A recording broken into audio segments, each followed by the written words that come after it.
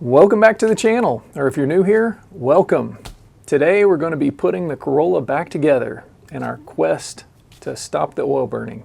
But before we do that, I'd like to take another look at least one of these pistons, because there's something I didn't notice that maybe some of you out there did. So, look at these dark specks right here in the land that went to the oil control ring. See those? There's some dark right there. It's a little dark in there. Oop. I'm gonna look at this one. Some dark specks in that groove. Not so bad on this one. Those are signs of previous buildup, and by their color, it was probably significant. It takes a while for dark varnish to form. It basically paints itself on in thin amber layers that grow thicker and darker with oxidation and carbon over time and heat cycles. It doesn't come off the same way it appears. The chemicals penetrate it, some areas dissolve faster than others, and some of the buildup comes off in flakes or chunks. The fact that these are dark specks is a sign that the land of this piston had some long-standing buildup, a buildup that has now been removed. The same with the underside of the piston, where you see how the oil coming from the drain back holes has washed the area closest to the hole. This entire section was probably covered in dark varnish, and the cleaning chemicals scoured that area. Here's the other one.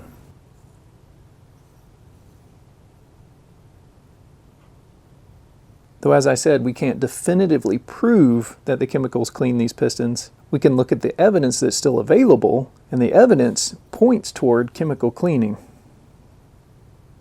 Please let me know what y'all think about that in the comments. Okay, to the rebuild. Well, this is not going to be a true rebuild, a fact that will likely upset a lot of viewers. Some of you are probably going to chew me up in the comments. To do a rebuild the right way requires all sorts of measuring this, checking that, lapping this, honing those, shaving this, etc. I appreciate all of the advice, and I know these processes all have their place in the professional environment. The thing is, this is not a professional rebuild. Imagine that I'm a frugal guy who bought an old car on the cheap thinking it would be a reliable daily driver. Come to find out, it's an oil burner. But then this guy doesn't have the money to replace it, so he wants to fix it as cheaply and quickly as possible. He does a little research and he stumbles on DIY Dave's videos and decides to go with the Berryman B12 treatment. After he does that, he runs Valvoline Restore and Protect in it for another 4 oil changes, all to no avail. So he decides he's going to have to get mechanical. Now, he's not made out of money and he doesn't have a lot of vacation time, so he plans on doing the repair over a long weekend and not spending any money on parts, tools, or machine shops that isn't absolutely necessary. This is what we're trying to do here. In this mechanical repair, what is the least we can get away with and fix it, and then still get about 100,000 miles out of it? A lot of the choices I'm going to make in skipping some of the typically important parts of a rebuild will actually give people in similar situations, at least I think, some valuable information. We're going to see what we can get away with when we're short of time and money. If you knew you could get another 100,000 miles out of a car by only swapping out the pistons and rings, no machine shops, no valve lapping, no honing, no measuring this and testing that, just a quick and dirty piston swap on a weekend, would you do it? This is not a restoration or an overhaul video. This is a help! My car is burning oil and I don't want it to die just yet. One more thing I want to mention about that is I've actually been in touch with a viewer. I believe you pronounce his name Fahim. And he has been very helpful with some advice on this. He had his 1ZZ engine rebuilt by a guy who's done over 100 of these engines. And he doesn't recommend doing all the extra stuff. In fact, he did have a few tips, which I've already done wrong. He recommended using real Toyota pistons because he said they come in maybe 3 different sizes. And if you don't get the exact size, the pistons will rattle. But another thing is he also recommended against honing. He said honing in at least this type of engine in this condition would actually probably cause it to burn more oil. Anyways, Thank you for all the advice, Fahim. Thank you everyone for all your advice in the comments. I do read all the comments and take everything under consideration.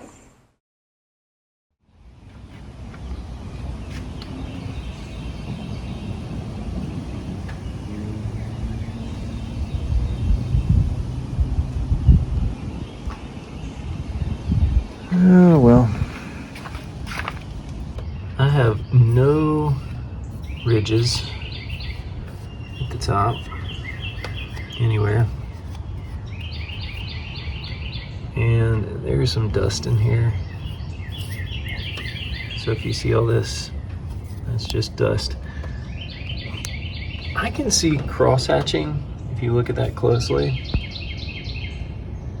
even on the more polished looking parts. Now the front is the worst. The front is actually the side of the engine. All right, you see that dark, what looks like scoring right in here? You can feel nothing. And you can see the cross hatching going right through the darkness. So sometimes it looks like it's just up and down, but then you look really closely and you can see the cross hatching going side to side through there. Same with all of them. Cross hatching going side to side through there. And obviously if you can see the cross hatching, a lot of people are like, yeah, but you know, they're probably out of round or whatever. Well, if they're out of round, obviously it's because of heat, I would assume. But they can't be worn out of round if you can still see the cross hatching, because you'd have to wear through the cross hatching to get them out of round. Again, you can see the cross hatching. So to me, the cylinders look good. Seems like that if you can see the cross hatching, why risk honing? So I did purchase a hone, but I don't think I'm going to use it. I think there's enough cross hatching that I don't need to worry about that. And to me, the risk of honing with the crank in right now is worse than the risk of me putting this all back together and for some reason it still burns oil because I didn't hone. If this still burns oil after I change the rings and the pistons, we'll probably throw some engine restore in it to see if that works. But I know a lot of people are thinking, you're crazy, who takes an engine apart this far and then doesn't hone before they put new pistons and rings in. But, you know, this is part of the experiment. Can you do this without purchasing a hone? If everything goes back to normal, there's no oil burning, the engine runs good, what does it matter if we honed or not? After showing the pistons in the last video, I got tons of tips and advice and suggestions and just information in general that's really valuable. You know, when I was looking at the rings last time after I pulled them out of the pistons, I said I have no idea to tell how worn they are. Well, that is apparently something you do by checking the ring end gap. So we're going to do that now. I'm going to take at least the compression ring. If I've got any second rings left, we'll try those, but I'll put the compression ring in each of the cylinders and press it in with the head of the piston to get it nice and even, about an inch or so inside the cylinder. And then we're going to measure the gap between the two ends of the piston ring. And if the gap is pretty large, that would mean the edges of the rings, as the edges wear, the gap gets bigger. And if they are out of tolerance, that would definitely mean, according to the specs, that the piston rings are worn out. So let's see what they look like. So I've grabbed an old compression ring here. We're gonna try this in cylinder number 2 since it seems to be the one that works the best. It's probably the least worn. Not that it really matters that much because they all look relatively the same, but we'll put this compression ring in cylinder number 2 here. Just get it inside. Use the head of the piston upside down here to get it seated nice and even in there. Okay, now the ring gap for the top piston ring should be between 0.25 and 0.35 millimeters. So we're gonna start with 0.35. We have a 0.35. Well, we don't have a 0.35, so let's just start with 0.38. Oh wow, with a lot of slop. So let's jump up. Let's go from 0.38 to 0.48. See if we can get 0.48 millimeters in there. And we can. We can get 0.48 in there. Let's go up to 0.50. 0.50 fits in there. Can we get a 0.61 in there? No, we can't get the 0.61 in there.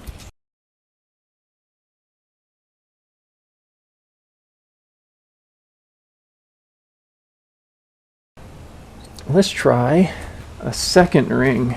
So this is one of those brittle second rings. A little fatter. Stick this in here, seat it with the piston.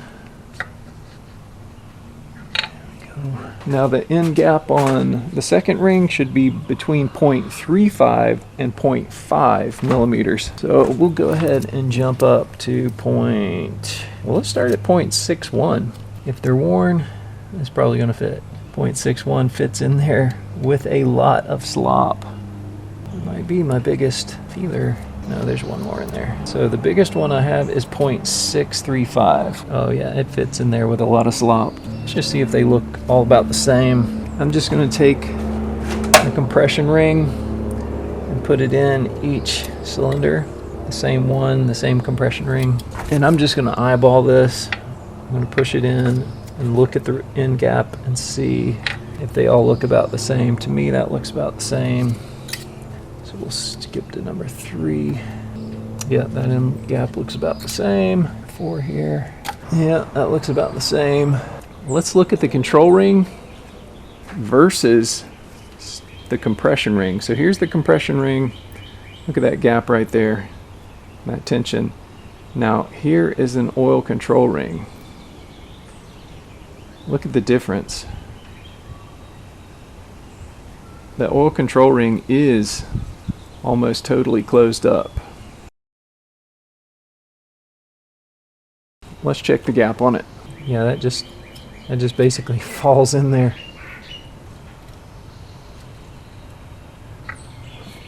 So the gap for the oil control ring is supposed to be between 0.15 and 0.4.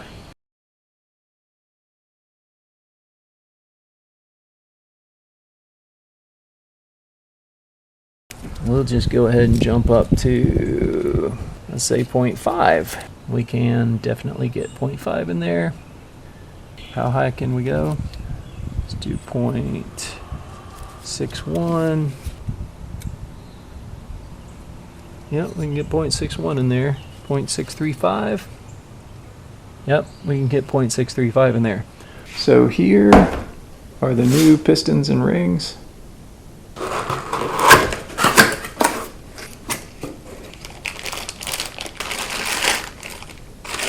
Come with new clips, new wrist pins. Here's the difference in the oil drain back holes. Let me go grab one of the old pistons and compare it. Not only are there more of these are bigger because you can see they've actually cut into the bottom of that bottom land there. Okay, here's the old piston. Look at those tiny little drain back holes. Side's a little cleaner. Now let's make a direct comparison. Huge difference.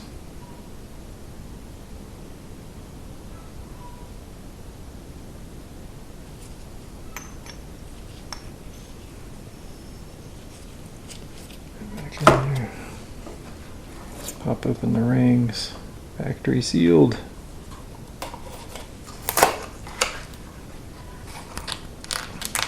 Here's the oil control rings. You can say on them oil. Second ring. Wasn't really expecting that. And first ring. Any documentation in here? No. Guess you're supposed to know what you're doing. Since I don't know what I'm doing, I'm just going to open these first rings. They've got some sort of red dye on them. I guess so you can remember when you're installing them. You don't get things mixed up. Now, how do I know what is the top? I thought there were markings on them or writing on them. Oh, okay, so there's an N. I'm going to double check on their website to make sure. Something I've already noticed about these is the end gap at the moment before they're in the cylinders looks smaller than the original compression rings. Let me go grab one of those compression rings. Yeah, so here is one of the original compression rings. Here is the new one. Look at the difference. Get this out of the way so you can see the contrast better. The gap is a little different. Let's see if I can tell the difference in the tension.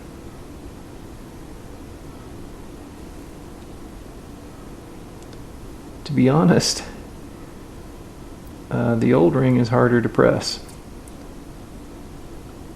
So this new NPR ring, Nippon ring, is easier to compress than the old ring.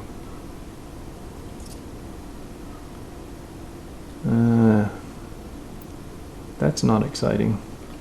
Now let's glance at the oil control rings and see if the gap is not so big in these. Oh, look at that.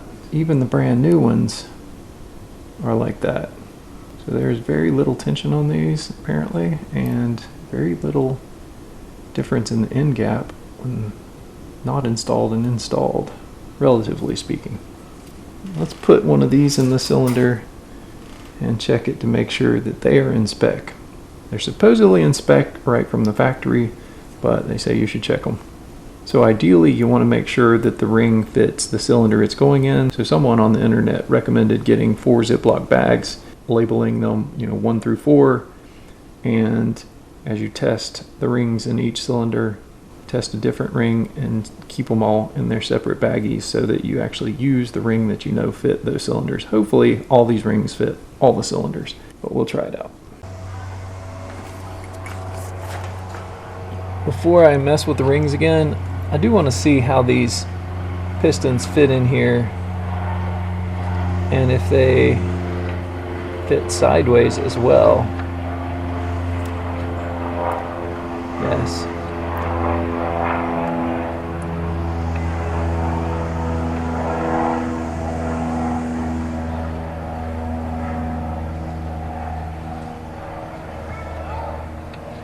So here's 0.25. 0.25 millimeters fits in it. I don't have a 0.35, so here's 0.38. This should not fit. But it does. Let's do 0.45. Yeah, I can get 0.45 in there. We have plenty of ring gap, maybe a little too much. Go ahead and do one in cylinder number 2 here. I didn't have this one seated far enough. Let's push that down a little further. I'm gonna try that again. Well, you know what? That's tight in there now. I can't get it in all the way. So that does make a difference. Let's see if I can get it in this one. Nope, I can't get it in that one. All right, that's better. So 0.35 would be the outside tolerance. We'll do this 0.38. I have a feeling I'm going to be able to get the 0.38 in there. Yeah, I can get it in that one. And I can just get it in that one. That's still pretty tight. Let's do number 3. So here is 0.38. Snug, it fits, but it's snug. I'm happy with that. I don't know if I should be happy with that, but... And number 4.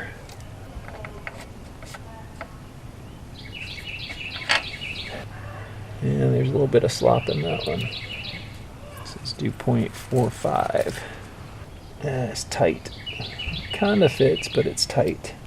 I don't think it matters which compression ring goes in which one. Do look all about the exact same size. And if while they're in there, we can go ahead and put the second rings in. There's a pretty good bit of gap in there. I don't think I need to test it, but just for giggles, should be below 0.5. 0.5 fits in there. Cylinder number 2. Yes, I should have pulled the compression rings out. 0.5 fits in there. 3 and 4. Number 3. The 0.5 here, it fits. Plenty of ring gap. And number 4, second ring, fits with plenty of gap in there. Do we really need to check the oil control rings? You want to just assume they're the right size. They're so skinny, I don't think they can cause a problem. Yeah, they fit. They're gonna fit. And they are loose, just like the originals. So, I think right now, it was all about the piston oil drain back holes in combination with the rings.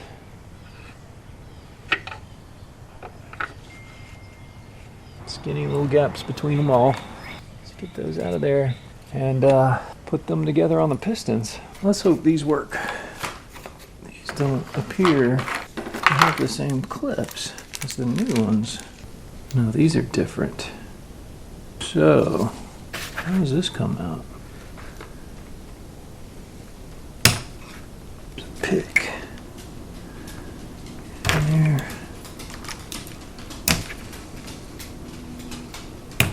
There it goes.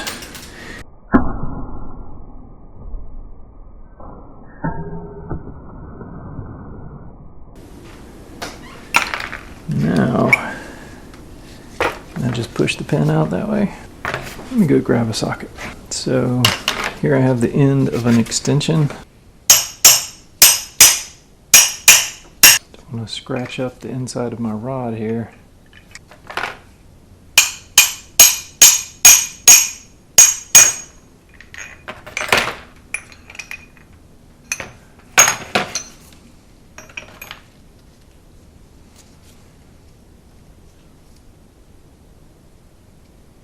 I think we're okay.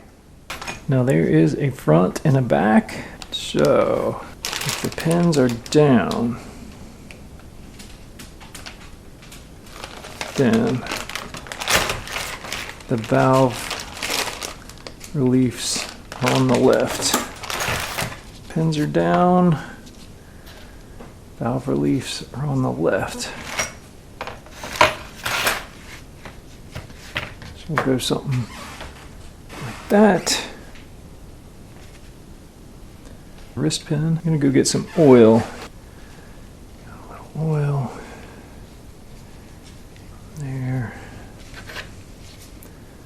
Fresh oil in there. Make sure there's no dirt or grit. Do this from the bottom. Push that in with my fingers from the bottom.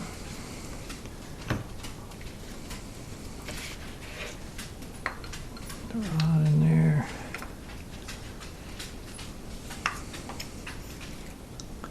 Push it in. All right, halfway there. Now we just gotta get those clips in there.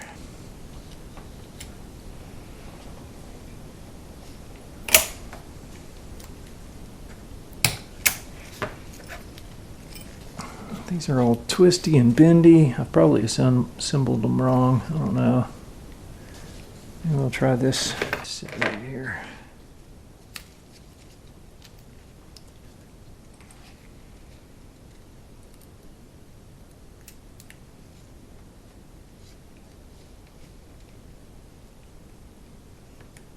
Hey, that works. Not too far though. Get it right in that groove.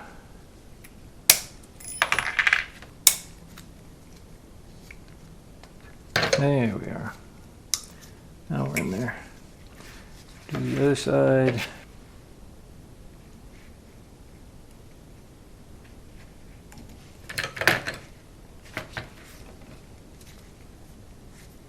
All right, that looks right. Okay, well, just going to double check.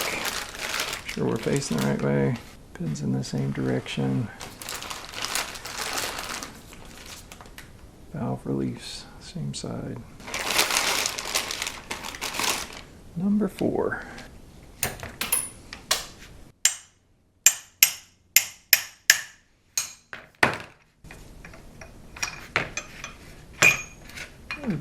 far enough.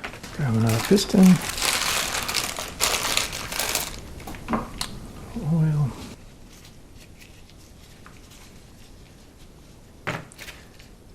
Oil.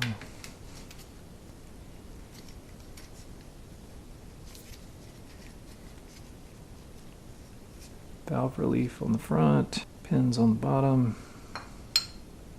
Probably should have put one side of the clips in before I even put that in there.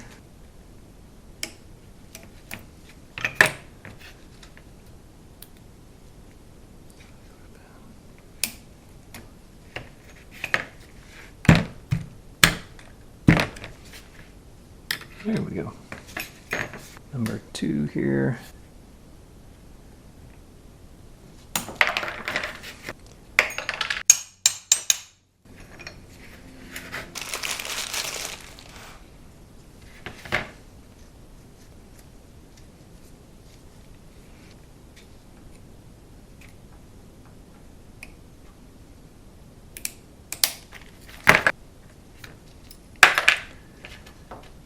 Buy some decent snap ring pliers.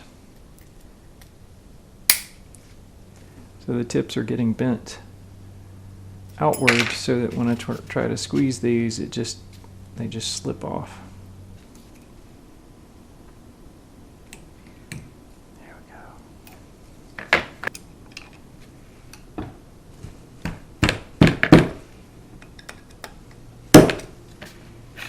Yeah. Doesn't look quite even. There we go. One more.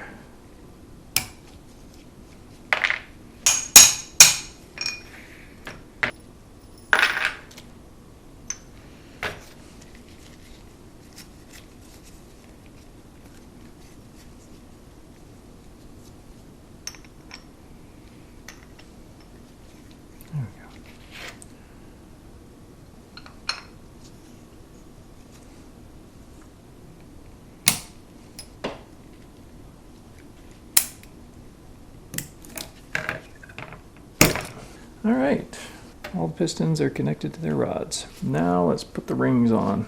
Start with the oil control rings. If I understand correctly, the spacer goes first.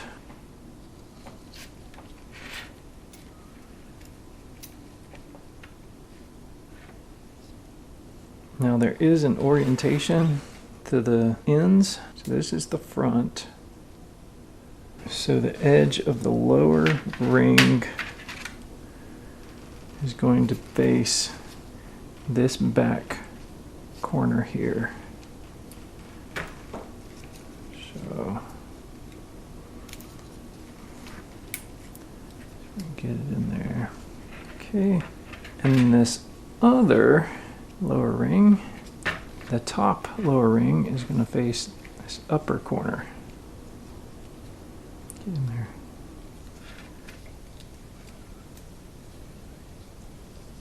Okay, I got them in. Top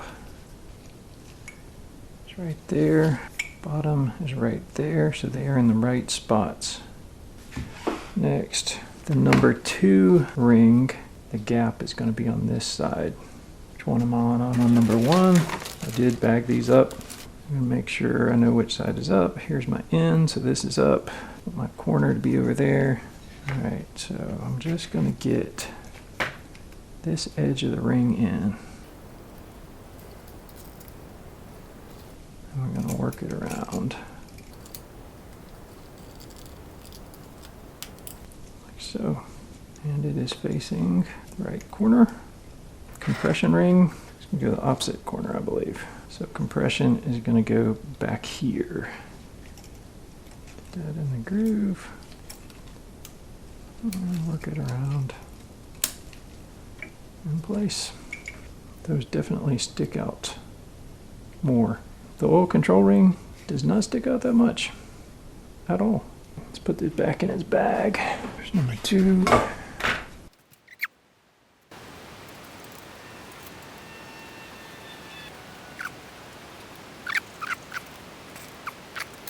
And that one's done.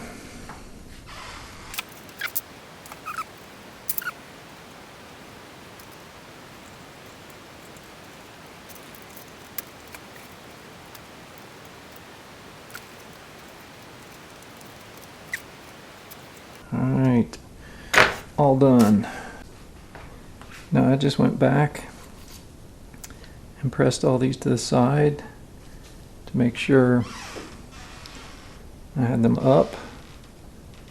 So there's the N over here, so this is correct, but in number 3 it was not. The second ring was upside down.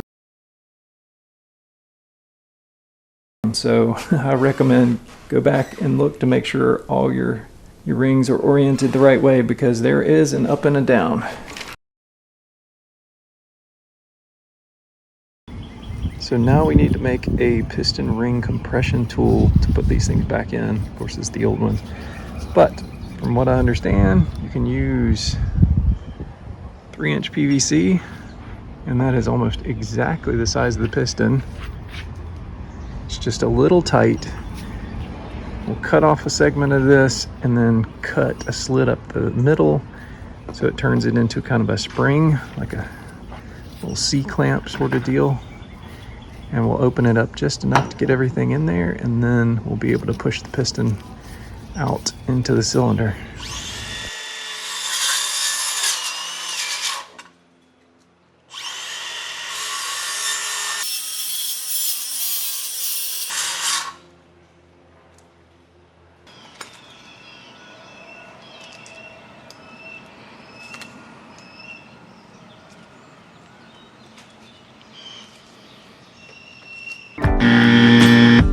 Alright, I gotta see if I can get a spring compression tool.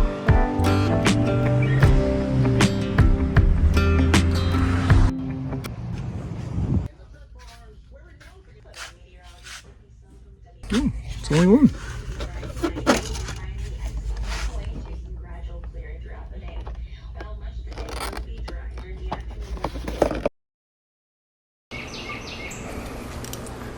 Alright, what I think I want to do first is turn the crank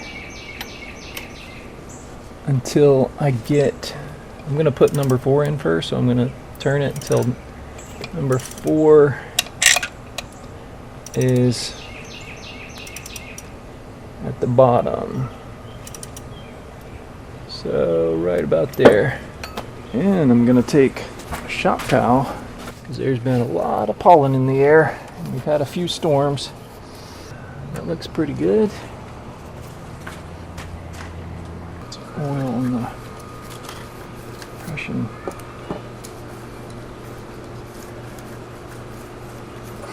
Some oil on this bearing. Lines up right there.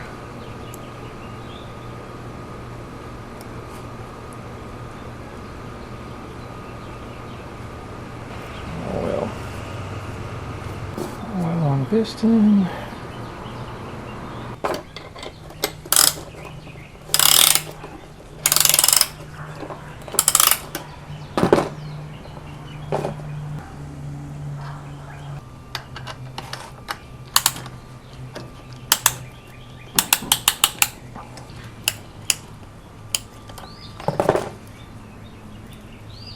Alright, should be compressed front. So if you look at this, you'll see a mark. There's an X and an indentation. That denotes the front of the engine. So the front is the side with all the pulleys. So when I say front of the piston, I mean this side, because this is facing the front of the car. That is facing the front of the engine. I'm gonna get my hands clean again. Add a little fresh oil to the inside. Cylinder. Carefully drop my rod down in there.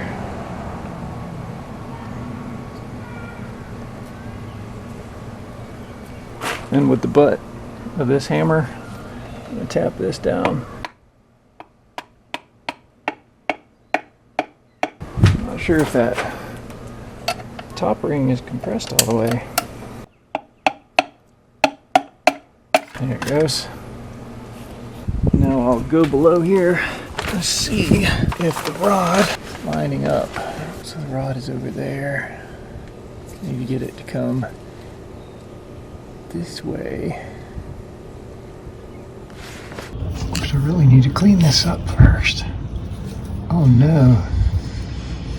There's one of the bearings right there. I'm going to cut some strips of paper towel here, about the size of those bearings, a little wider.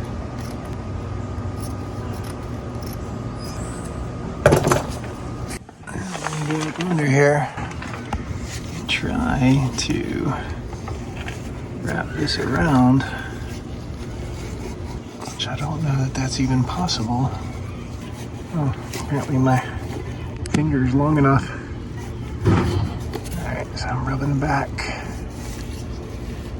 on that side, flip it around, rub the front. Oh yeah, I can get all the way to the top. Okay, I feel good about that. I'll put a little oil on it. All around.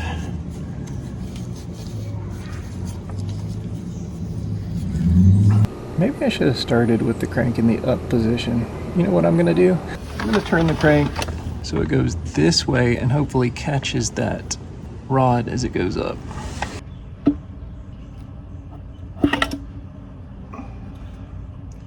Alright, there it is. It is on the crank.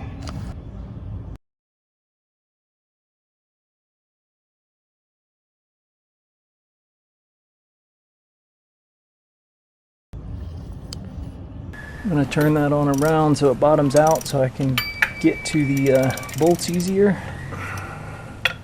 And I'm going to put the corresponding rod cap on the bottom of that and tighten the bolts to 15 pounds. So you do 15 pounds on the first go around and then a 90-degree turn after that.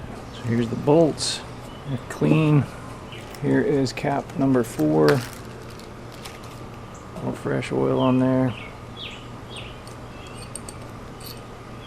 Got my 10 millimeter with a little extension, 12 point ready. Make sure I keep that nice and clean. All right, now I'll go under the car. Okay, I just finger tighten these. Torque wrench set on 15 pounds. I'm just gonna snug those a little bit evenly.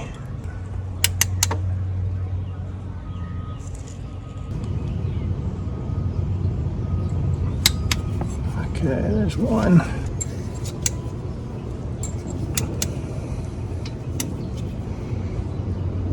There's 2. Now, I'm going to switch wrenches and do a 90-degree turn. So, we're going to have room to go 90 degrees right here. So I'll turn this with the front of the car. Ready? You know what? I'm not strong enough. I have to put a cheater on this.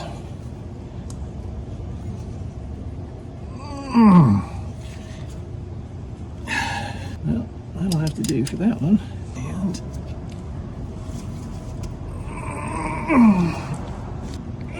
that'll have to do it for that one.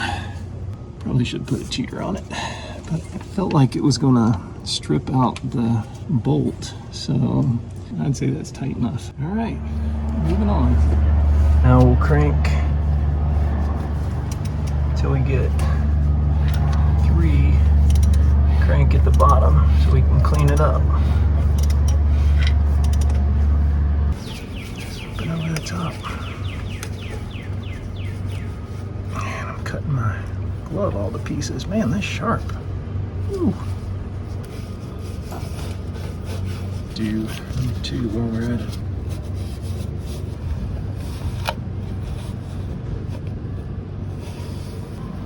Here comes that bearing. So I shouldn't have a bearing in the bag of number 3.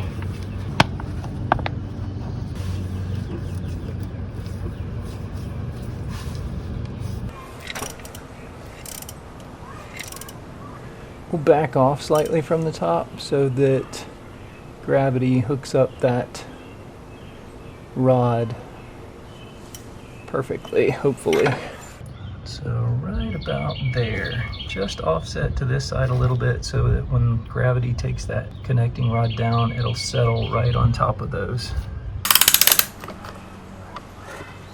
Got number 3 ready to go. I put oil on the bearing, cleaned it up. Make sure my witness mark is facing the pulley side.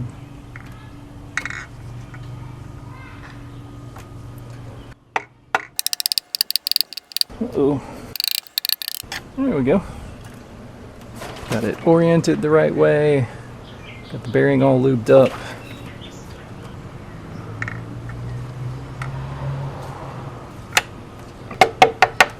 There we go. Now the trick is going to be pushing those both down at the same time that I turn the crank around.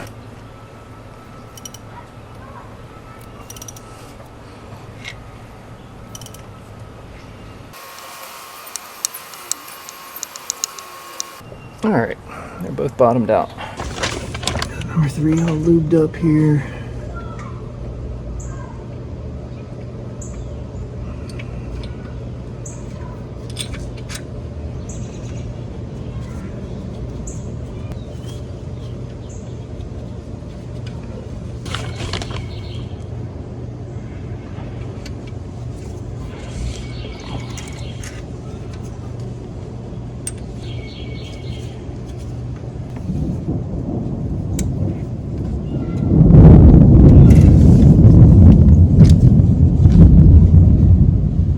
Storm. I need to get this last piston in here.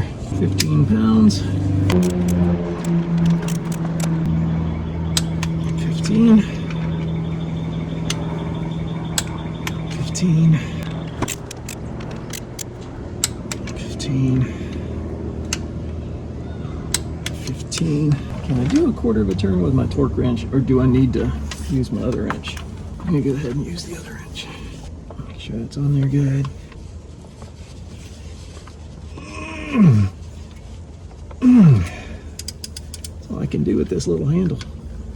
You're probably supposed to use a breaker bar.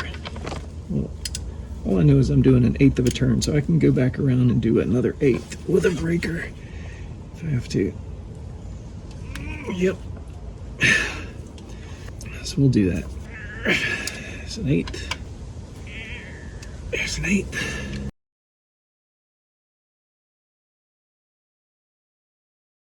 Got my cheater. Let's do another 1/8. There's an 1/8. There's an 1/8. Do number 4.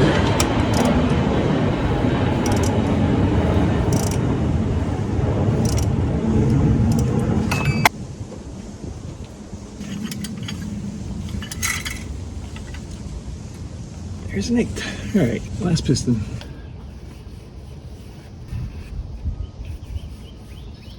Oil on it.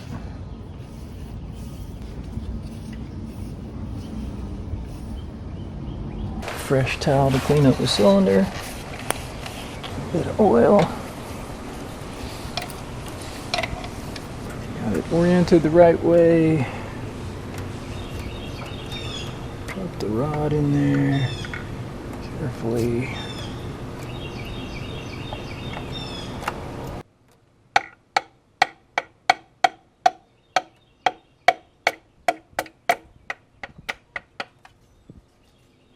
There we go. I'll send that to the bottom.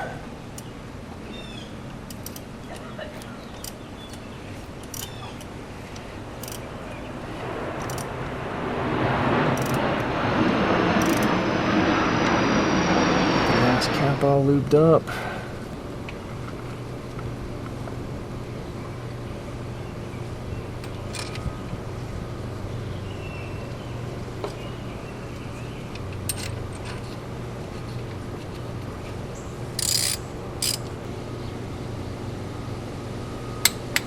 There we go.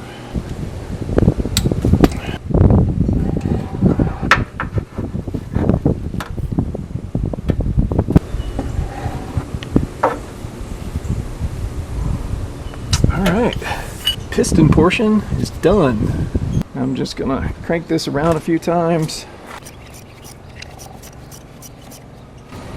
Uh-oh, timing chain bound up there. Let's go backward. No, it's binding up now again. I feel like the timing chain is binding both ways. Well, we're gonna have to figure out that later. Oh no, that's not good.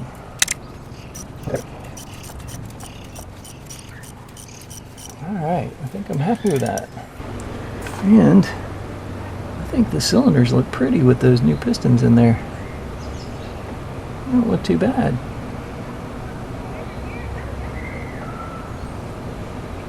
I'm going to go get a fresh trash bag to cover all this up with, nice and tight, so I don't ruin my work.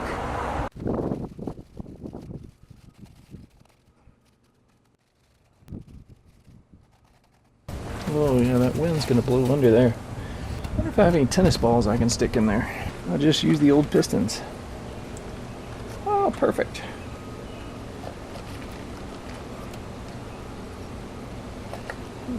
Go find the other one. Here we go.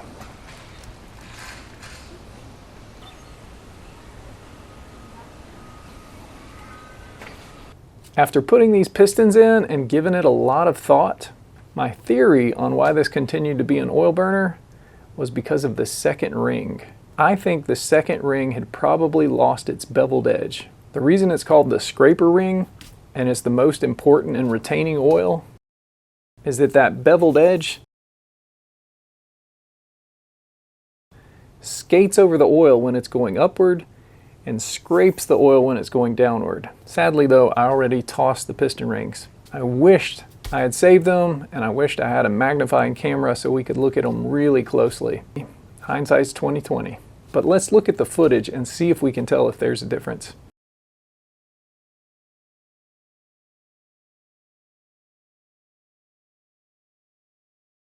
It seemed the new scraper rings were wider and stiffer than the old ones. The new compression rings seemed to have less tension, but the scraper rings, the second ring, seemed to have more tension and to be a little bit fatter and thicker.